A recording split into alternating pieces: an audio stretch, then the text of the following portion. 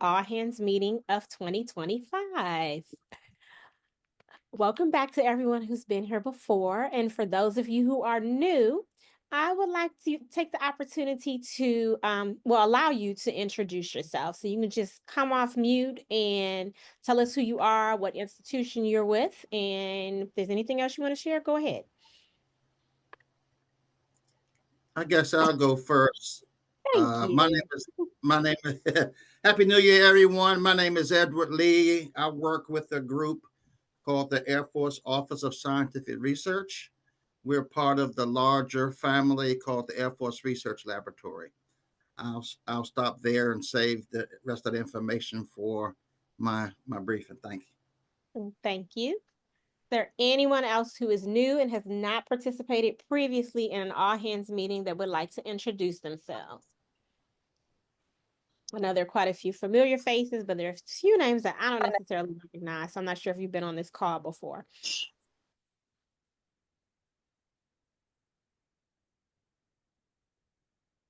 All righty. So we will move along. First, we just have a few things to go over our upcoming events. Please save the date for our third annual meeting, which will be held from May 21st through, May 28th through 30th in Nashville, Tennessee. Registration will be opening in February, so you'll have a lot more information then.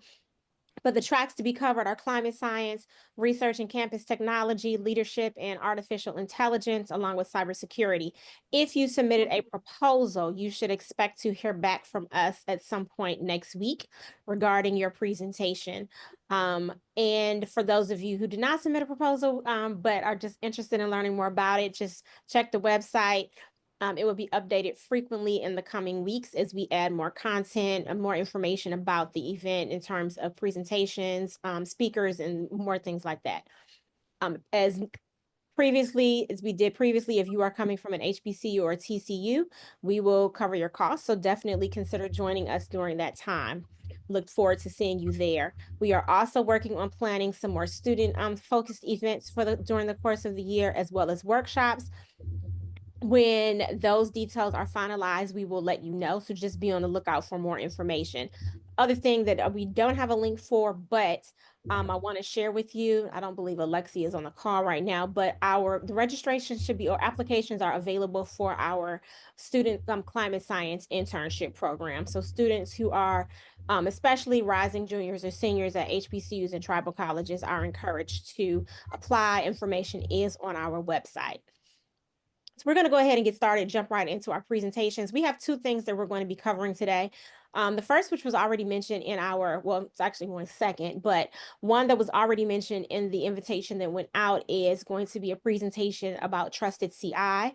And before we get to that presentation about trusted CI, we also want to share some information regarding potential funding opportunities. We know that finding funding for some of the things that we need is not always easy.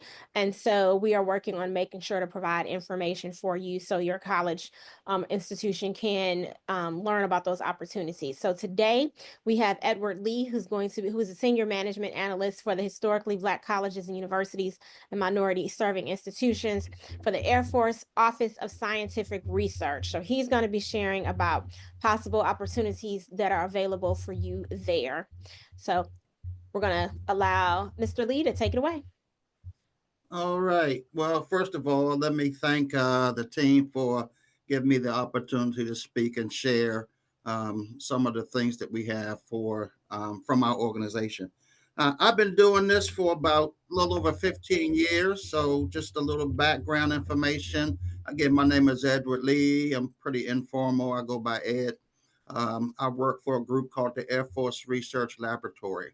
There are actually 9 laboratories that make up our ecosystem, but my office is the Air Force Office of Scientific Research.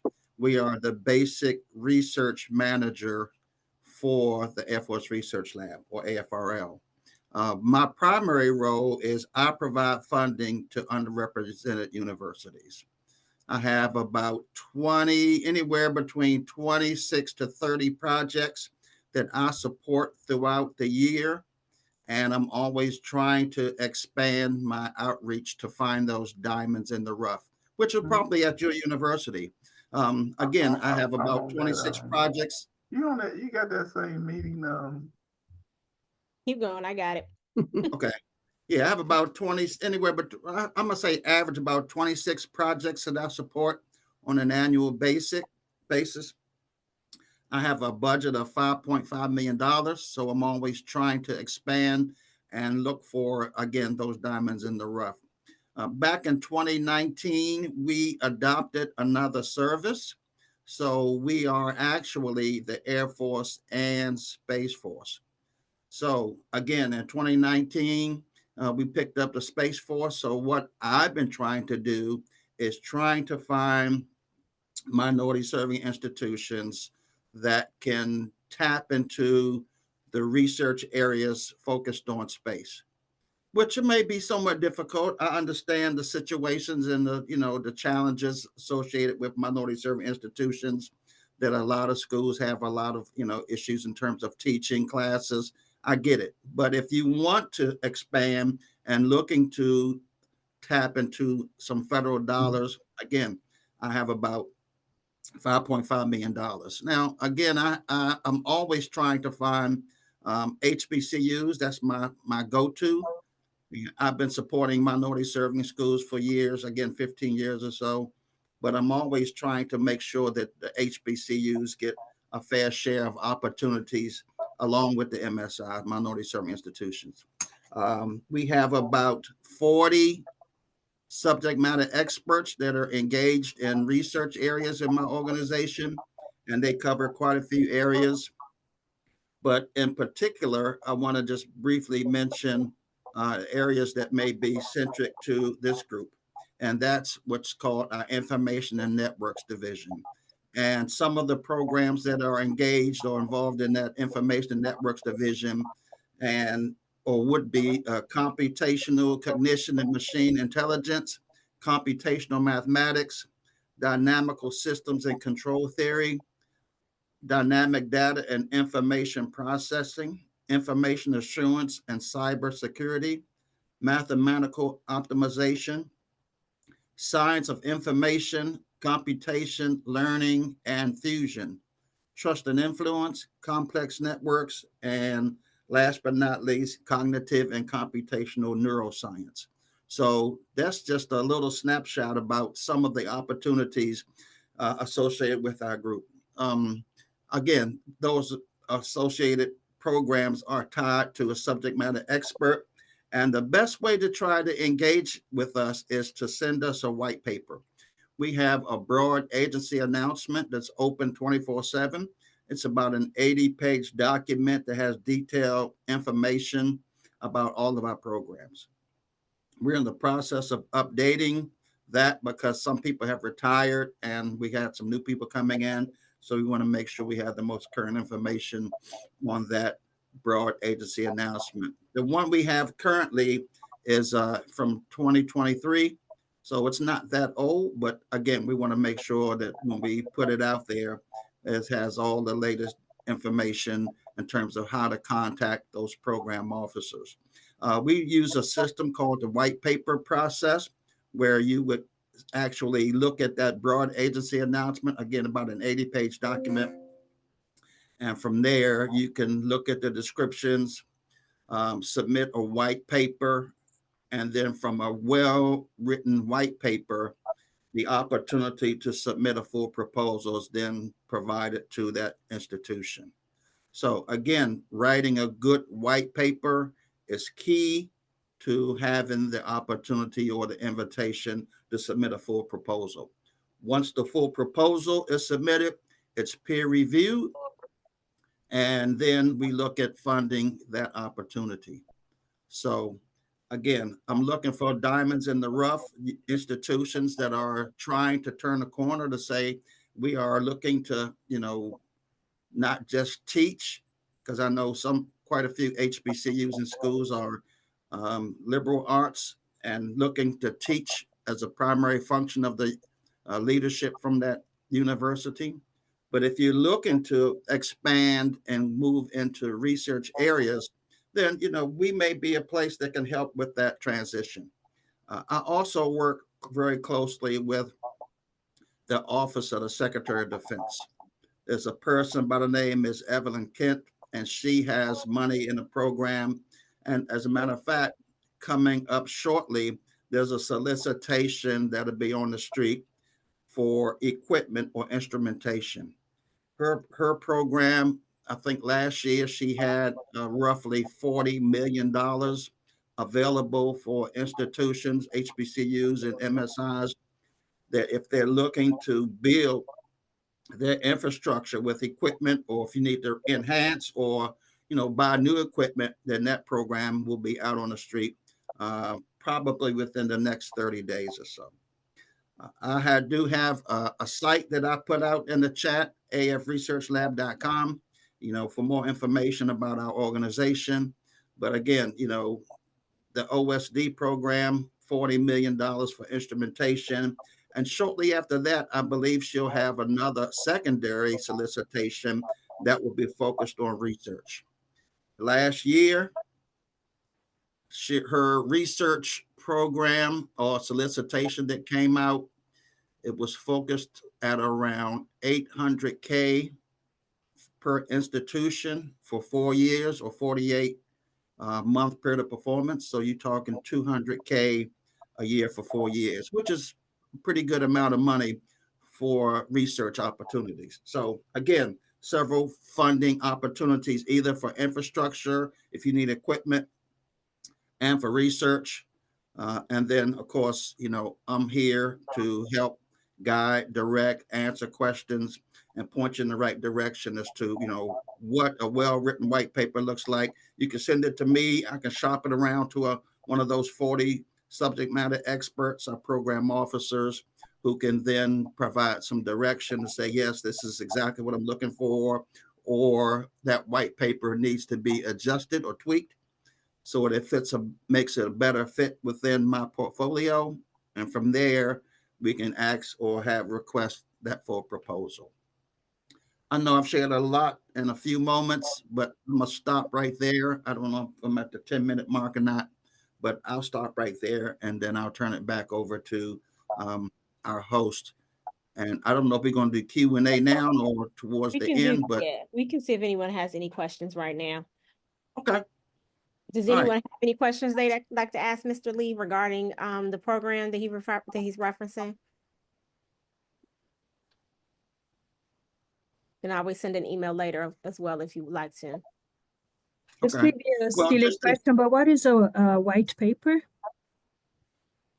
a white paper is a brief description of what your university can do to help solve problems with our organization. Okay, And thank you. in some cases, the program officer would ask for maybe 1 to 2 page description about what your university has to offer and what problems you can help us solve.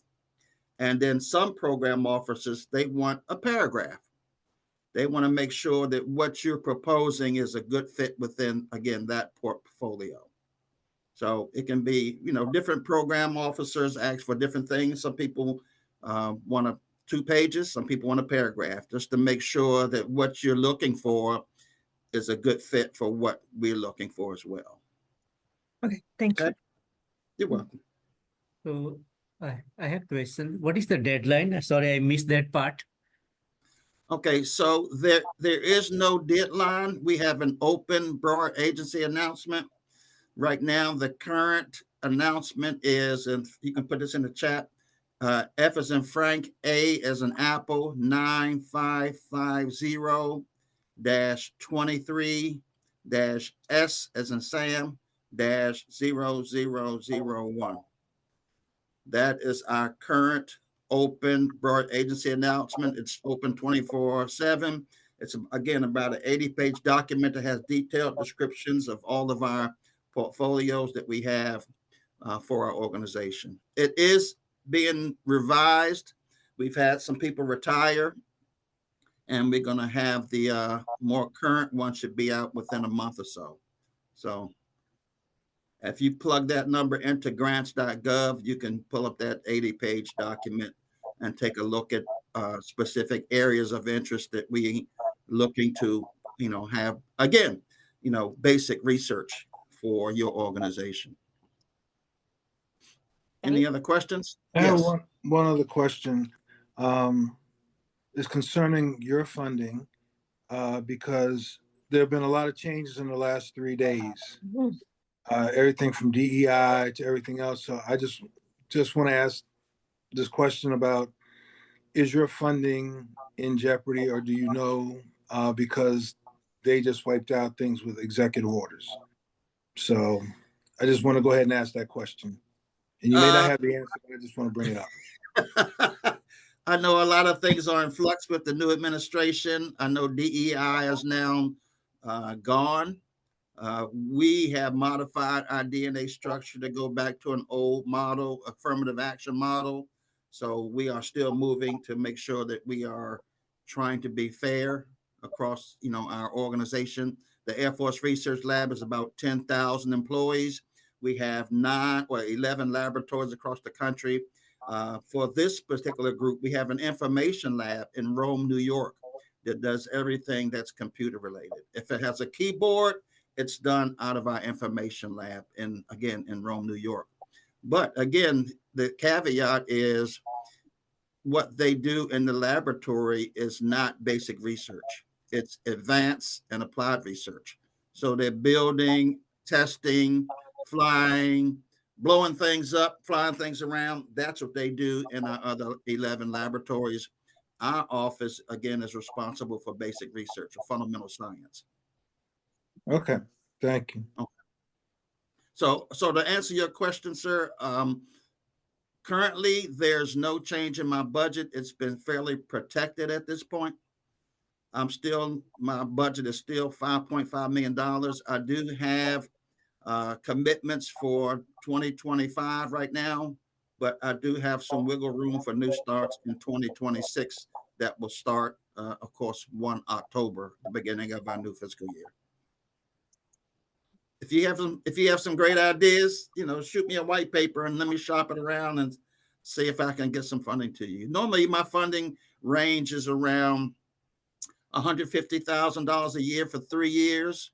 And after that 3-year mark or that 36-month period of performance, I can bump the numbers up because now you have a track record with us, and I can increase those dollar amounts up to $200K a year, up to 5 years, which has a bigger impact for not just you at the university, but also has a bigger impact on the students that are involved in your research areas as well, especially if they're undergrad and graduate students. And I know from a postdoc perspective, 200K doesn't go far when you look at, how much money is spent in your indirect costs that the university has associated with the funding.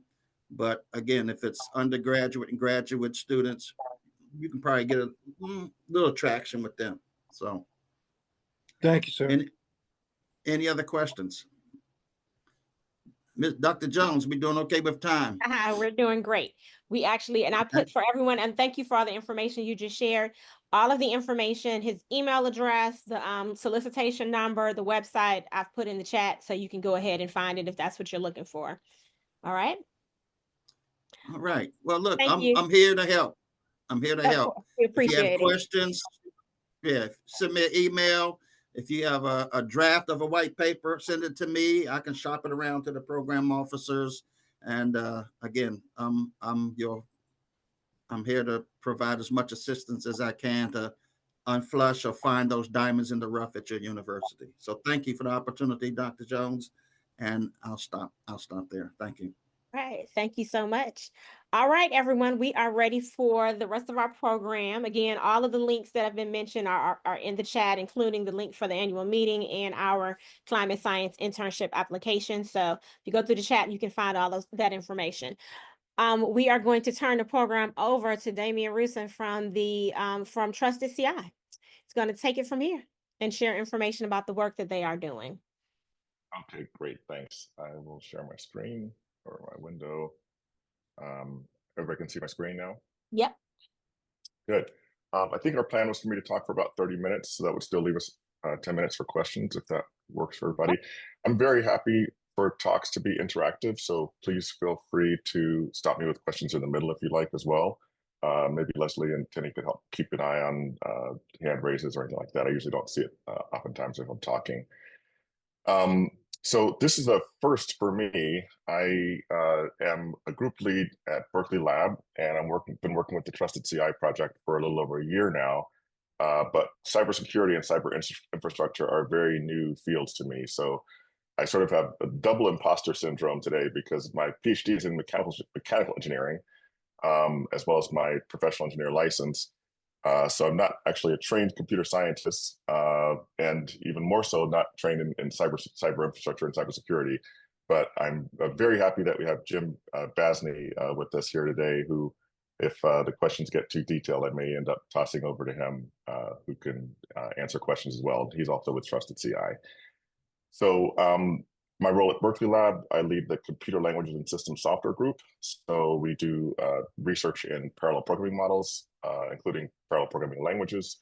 And also we develop a lot of open source software, probably about 10 different open source software packages that people can use in their research. And we do work at multiple levels in the software stack, all the way from applications to libraries to compilers to the runtime library the compiler uses, all the way down to the networking middleware that does communication on high performance computing platforms.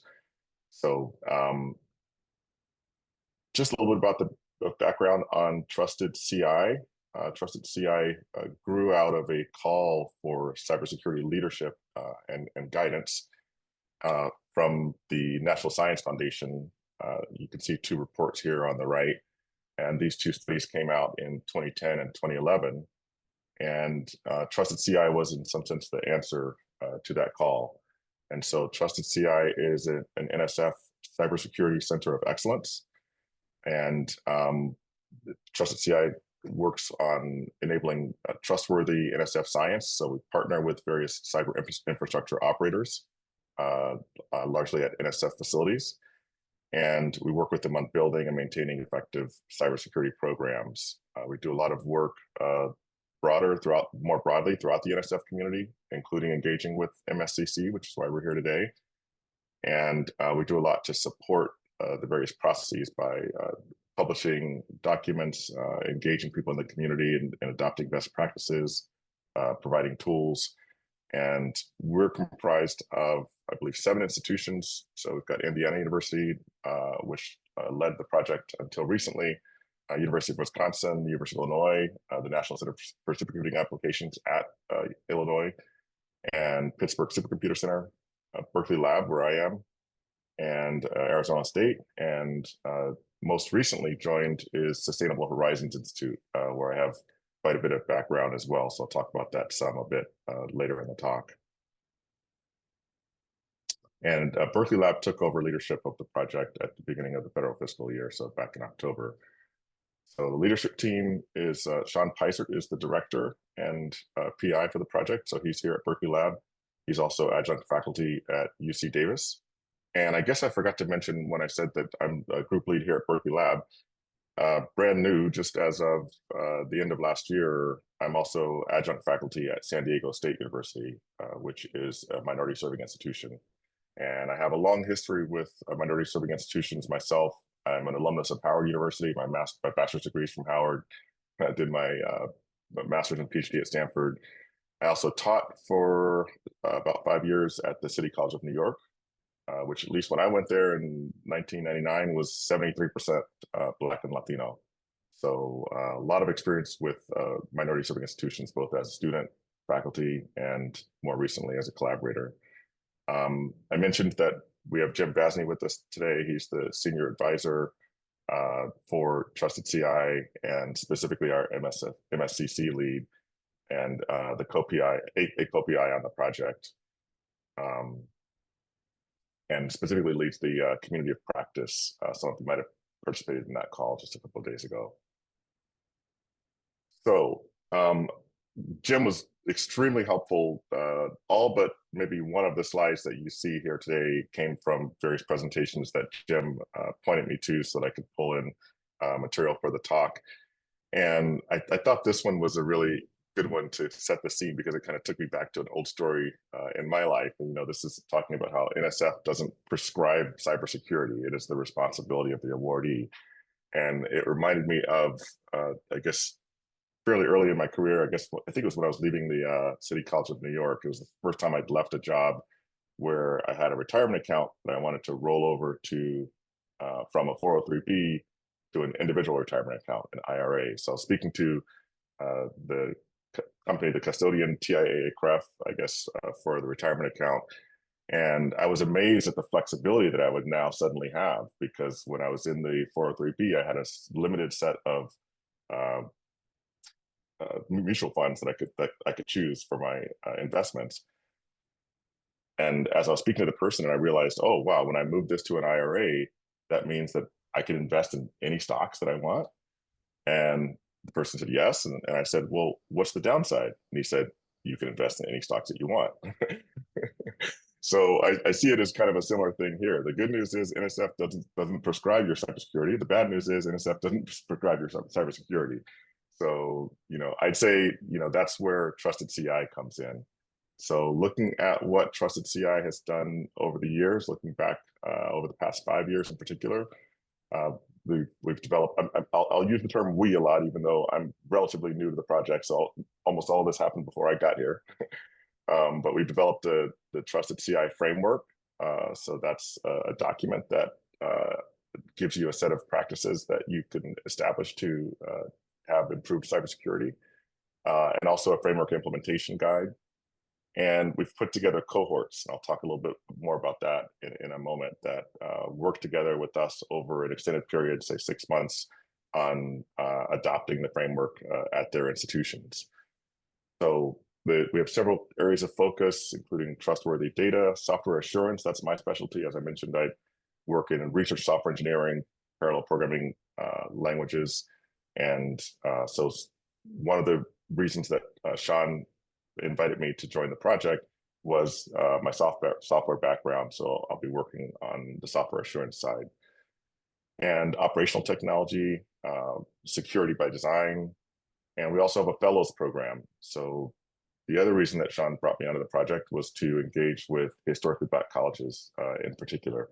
And so we've had dialogues with people at Morgan State University, Florida A&M, and a couple of other institutions, I think peer review, about our fellows program that brings in people for an intensive experience in learning about cybersecurity practices. We also have a students program where we sponsor students to do something similar. And we host an annual NSF Cybersecurity Summit. The most recent one was just this past October. And I don't think the date for this year's annual summit has been set yet, or at least it's not public on our website. So we have a renewal grant that put Berkeley Lab in the leadership of Trusted CI, and that started at the beginning of the federal fiscal year, October of last year. And it was a $6 million award from NSF. And so basically it gives us the ability to, keep going forward, engage more institutions, and work with more fellows and students and partners. So, as I'm sure you're all familiar, NSF does a broad array, or funds a broad array of research across essentially all of the sciences, from biological sciences to engineering, math, physics, what have you. And in addition to funding individual projects, NSF also funds a lot of major facilities and infrastructure. And so throughout a lot of Trusted CI's history, a lot of the work has been with these major facilities. One of the things that I'm hoping to help us do is to also expand to working with more HBCUs.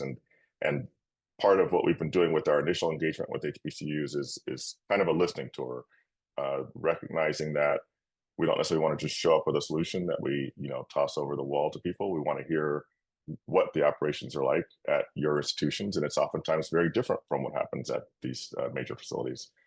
Oftentimes there might be, faculty and a grad student who are in charge of a lot of the cybersecurity and cyber infrastructure, and that poses different challenges in terms of, how you operate.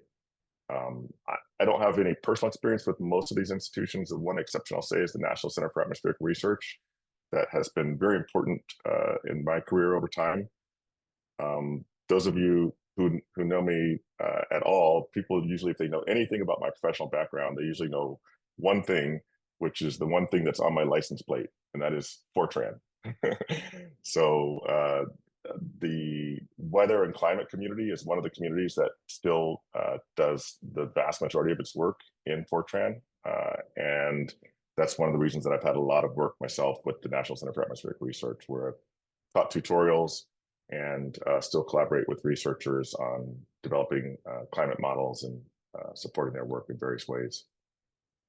So that, of course, isn't just a static list. There are new infrastructure being built, designed, and constructed all the time. And so I just heard an echo for a second there, but I think it's already gone. So, new facilities, some of which you've probably heard of, like the Vera Rubin Observatory that's being built in South America. And because there's a lot of change in the facilities, that also means that there's a lot of change happening in the research cyber infrastructure. There's new issues to address. How do we transition to post-quantum cryptography, for example? How do we deal with AI-enabled attacks, and how do we defend against those? There's the ongoing transition to more cloud-based infrastructures, and so as the research cybersecurity infrastructure is changing, that means that the staffing has to change, and the threats that everyone's facing changes as well. So one of the big challenges then is how do you hire skilled cybersecurity staff in the academic and public sector?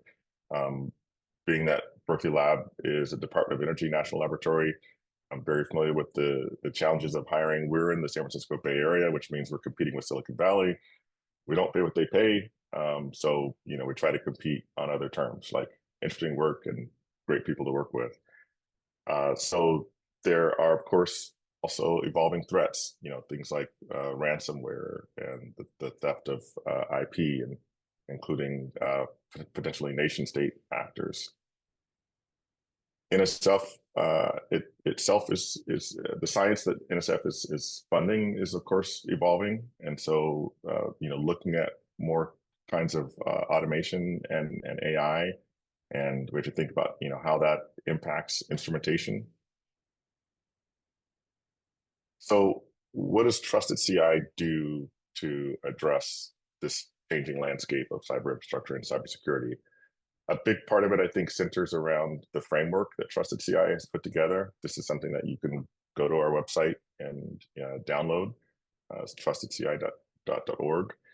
And the framework establishes best practices. It focuses around 16 clear and concise requirements. And they're all stated as musts. I'll give you a few examples in just a moment. And so these are based on best practices and based on the evidence of what we know works, and designed to be universal and timeless. And we spend time looking at these musts to ensure that we think everything is covered, and deciding whether any musts need to change or must need to be added. But the idea is that if we've gotten these right, then they should be largely universal and timeless. And the foundation focuses around mission alignment, governance, resources, and controls. And so you can see, I guess, especially in the first two there, that there's a human focus. So this isn't just about technology. It's also about how do your cybersecurity practices fit within your organization? How do the humans, work with it, and who's leading it and carrying it out? So we also, in addition to having the framework, there's a framework implementation guide. So walking you through how to adopt and implement the framework at your site. So the implementation guide includes roadmaps and tailored advice, pointers, and resources. and it's been built by a multi-institutional team. So just to give you a few examples, I mentioned the musts in the framework. So one is must 5, and it basically states that you must involve leadership in cybersecurity decision-making. Basically, if you don't have buy-in from the top, it's going to be very hard to operate with best practices when it comes to cybersecurity and cyber infrastructure. So establishment has to be, responsibility has to be established.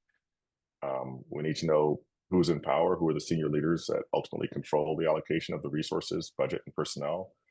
And we need their perspective. We have to capture what these leaders' roles are and who's best positioned to adjudicate the various competing demands that you'll face as you're implementing your cyber infrastructure and cybersecurity.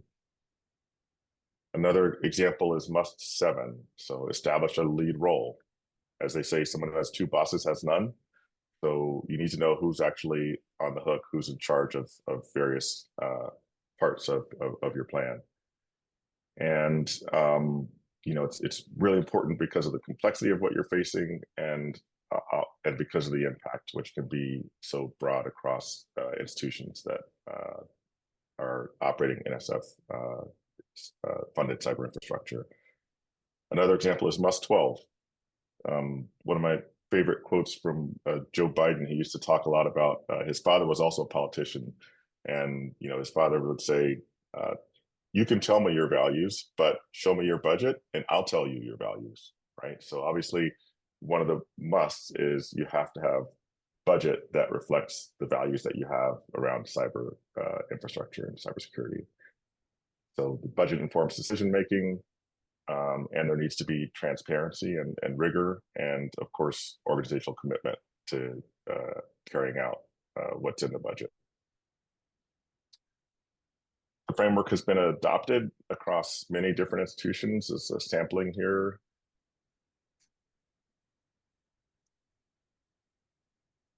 And I mentioned cohorts earlier.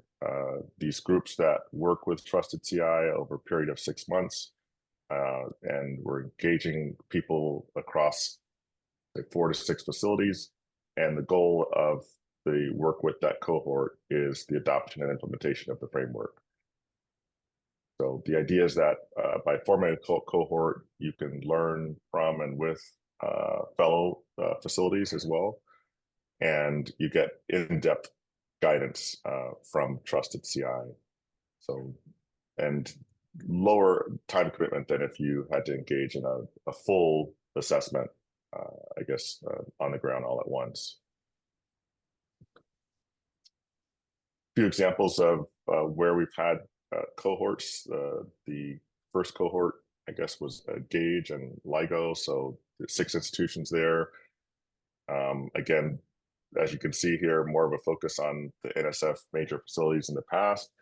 Moving forward, I want to make sure that we're also addressing the need for best practices at minority serving institutions, including specifically HBCUs.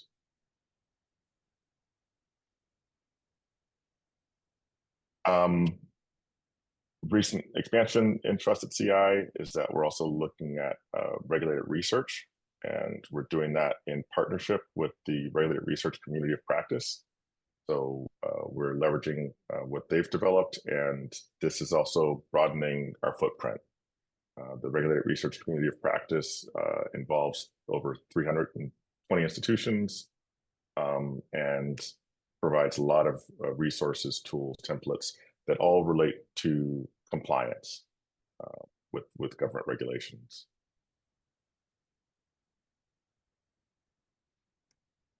I think I'll skip past this one.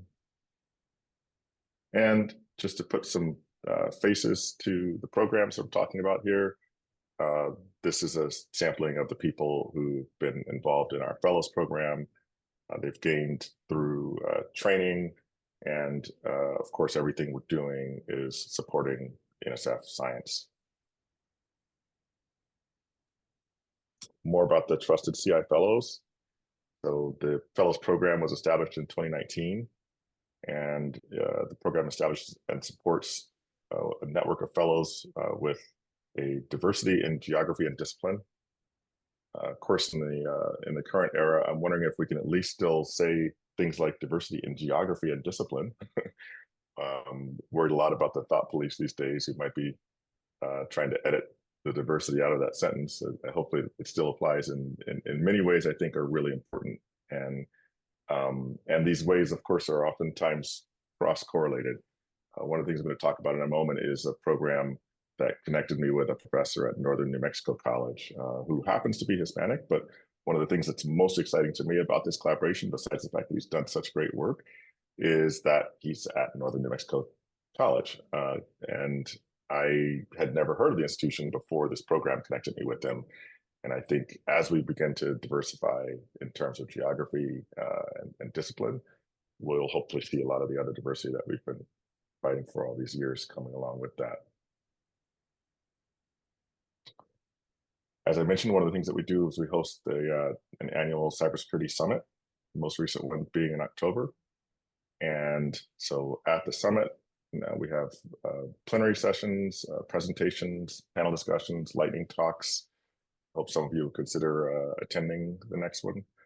Workshops and training, birds of a feather session, which is basically an in-person, focused community of practice session, like many of you might be participating in online already through MSCC. And we're very excited to bring students into the program as well and have poster sessions where they can present. So not everybody can make it to the annual summit. So we also offer regional summits so that we can get closer to the various institutions throughout the country and maybe make it more convenient and feasible for people to attend and join us.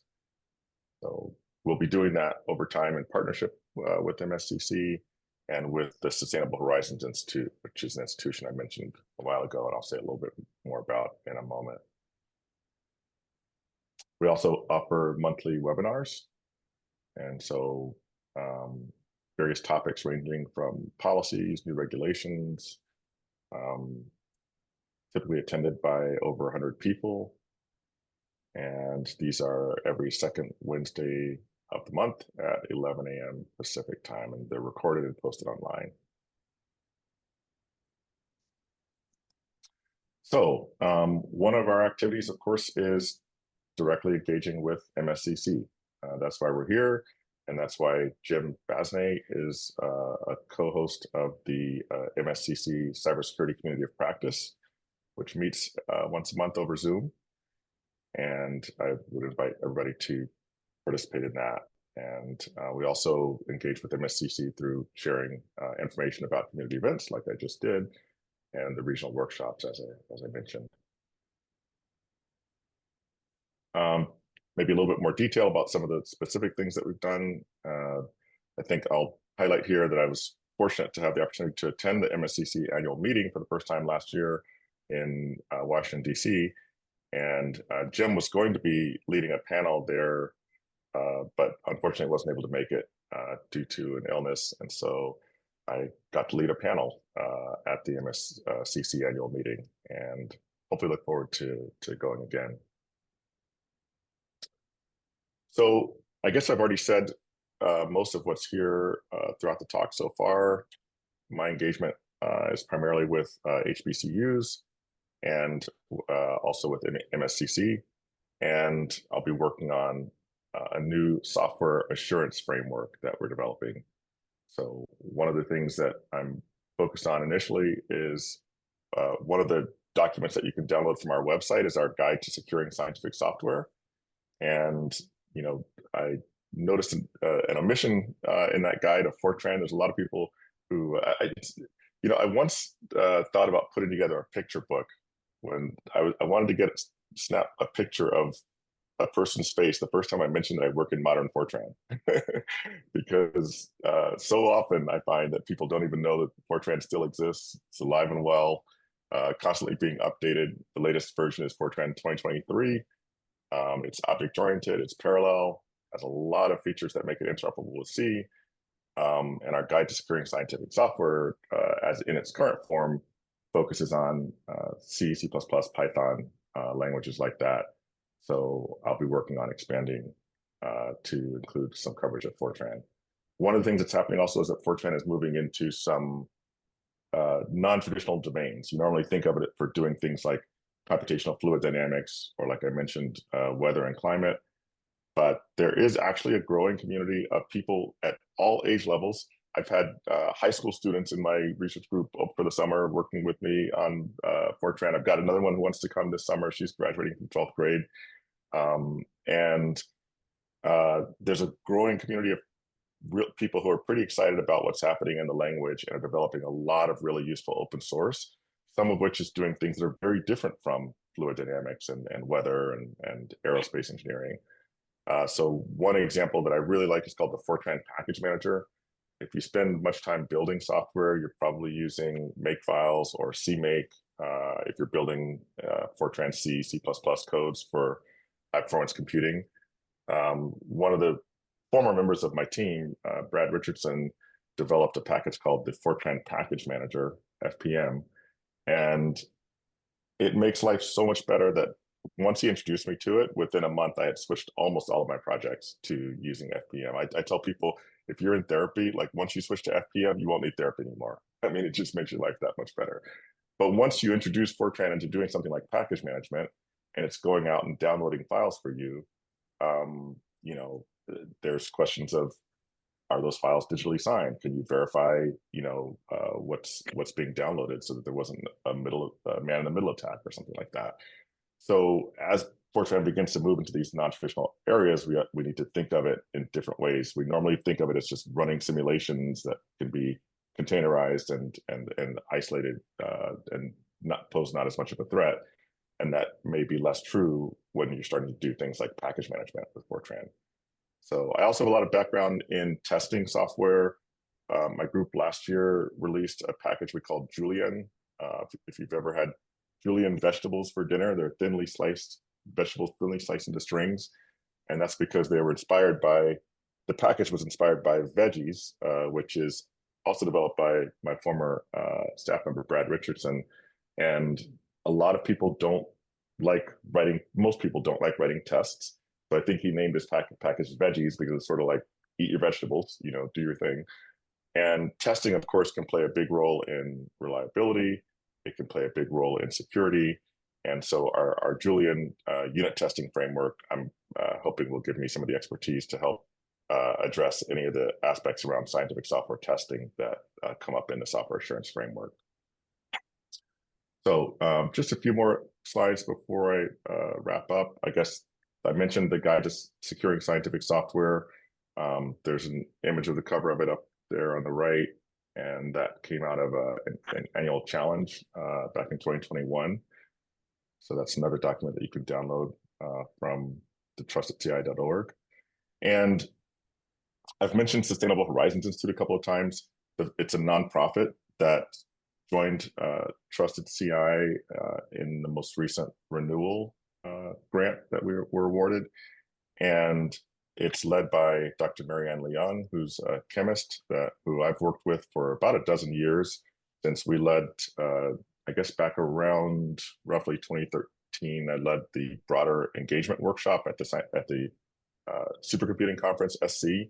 And and Marianne was my deputy. And then the following year, she led the workshop, and that was a workshop that was designed to bring a more diverse group of people into the conference, and you know, sort of, I guess, diversify supercomputing basically. So Marianne went on from that to found this nonprofit, which runs a program called Sustainable Research Pathways, and that's the program that I mentioned that connected me with this professor at Northern New Mexico College, who's made great contributions to my workshop, to my work. So Sustainable Research Pathways has worked with somewhere around 6 to 8 DOE national labs on matchmaking. Basically, they run a matchmaking workshop that connects researchers with a broader array of collaborators, and then it launches a summer collaboration that then hopefully grows into a longer-term, year-round collaboration as well.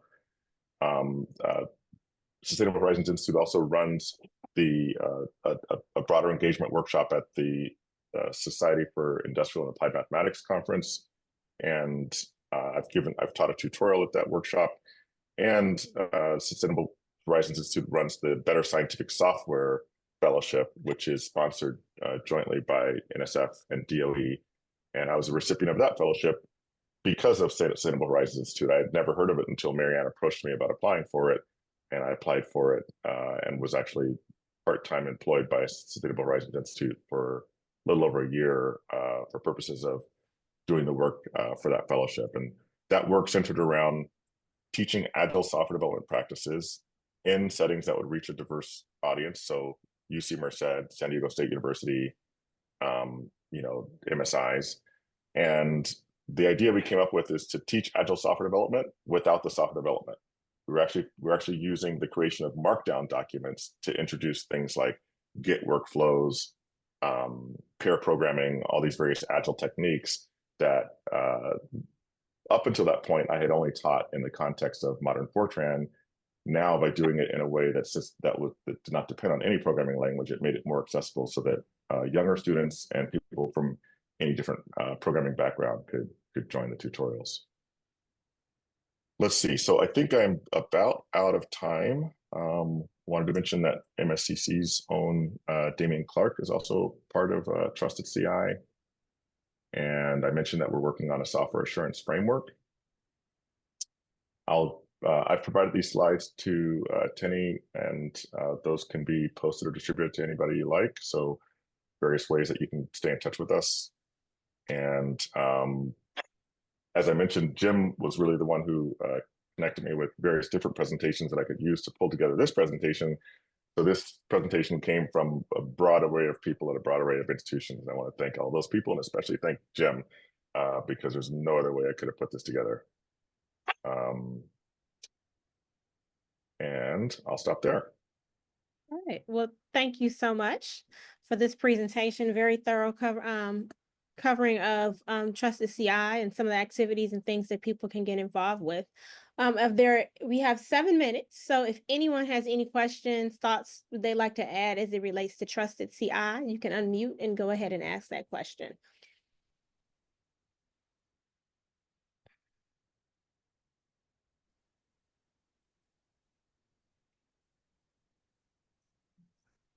That we covered? Okay, so that sounds like everything was answered in the presentation when there are no questions asked at the end. That's how I take it. Oh, yeah, so you got an applause over here from someone. And I did see, someone said they don't see any links. I missed that comment earlier. I'm not sure what that was referencing, Donna Hart. Hopefully that got resolved for you. If there's something that you need specifically as it relates to the links, let me know, and then we can kind of circle back for that for you. There any questions? Going once? Going twice? Oh, I think we're good.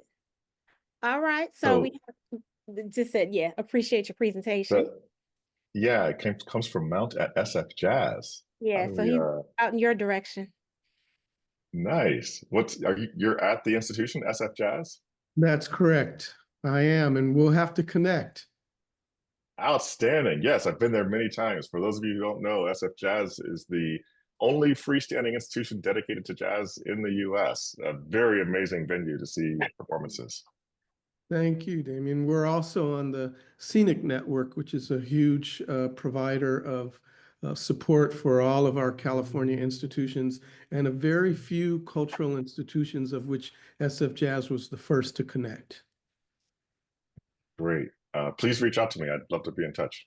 Okay. Mount's actually one of our board members, so you'll definitely see him around periodically. Outstanding. Donna Hart, I see your message, so we'll get to that.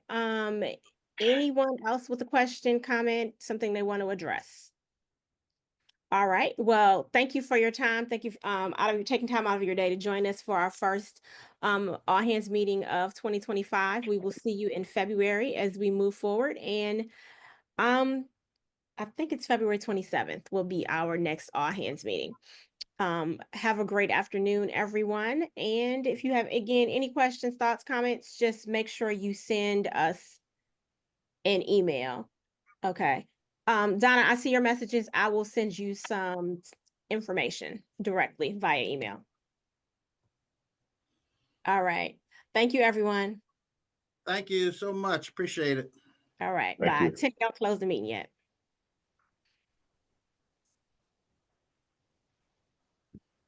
I'll drop out. Just want to say, feel Yeah. free to distribute my slides or post them to the web or whatever, what have you. All right. Take care. Thank you so much. All right. I'm good, Tenny. Thank you.